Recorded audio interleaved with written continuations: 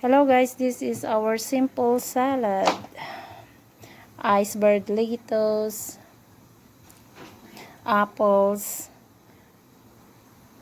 avocados, and boiled eggs.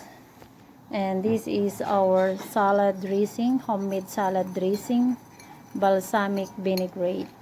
Yan guys. So ilalagay natin mamaya pagkakain na tayo. So guys, lalagyan natin ng pomegranate.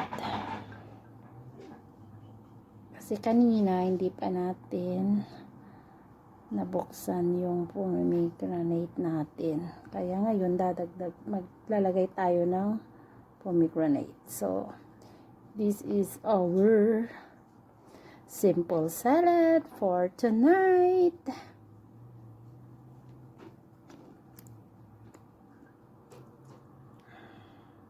So now we're going to put the dressing. Lagay na natin yung dressing natin guys.